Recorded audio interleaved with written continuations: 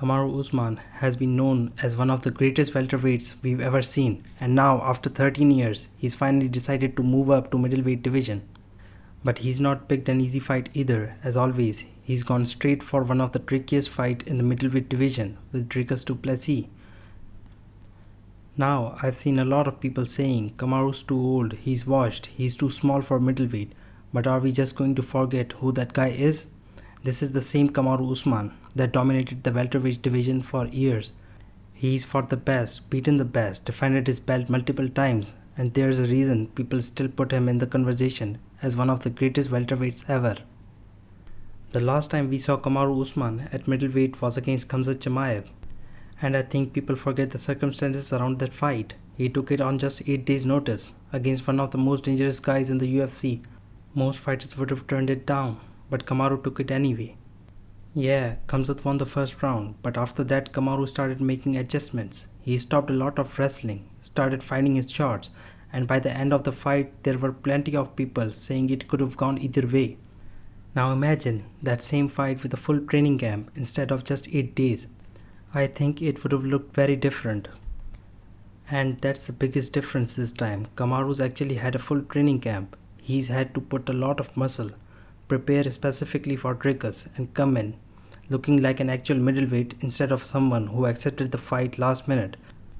Now don't get me wrong, this is still a nightmare fight. The thing with Dricus is he doesn't even look that technical sometimes, but somehow everything just works. He keeps coming at you, throwing shots from weird angles, and before you know it, you're fighting his fight. He's awkward, he's powerful, and he's got the ability to make elite fighters look uncomfortable. And if I'm being fair, there are definitely reasons to pick Dricus. He's naturally the bigger man. He's used to fighting at middleweight. His pressure is relentless.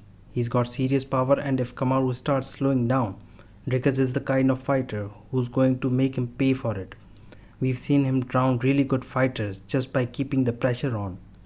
But here's why I still lean towards Kamaru. Kamaru isn't the type of fighter who gets dragged into someone else's game.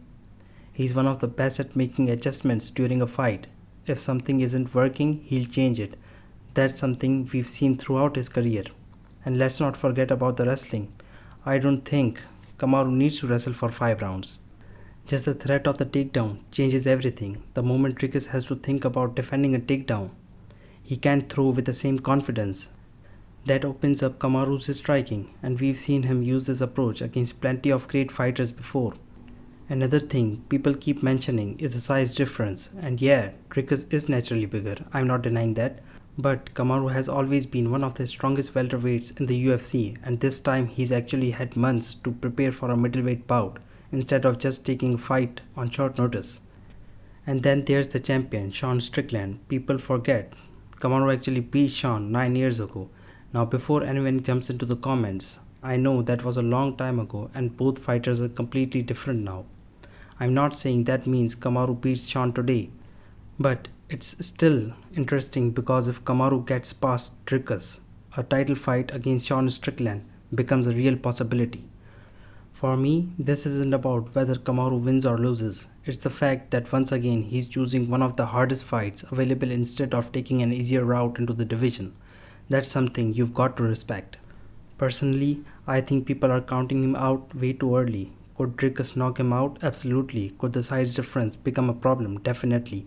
I'm not saying this is an easy fight, but if Kamaru survives the early pressure, makes the adjustments we've seen him make so many times before, and mixes in his wrestling at the right moments, I genuinely think he's got a great chance of pulling this off.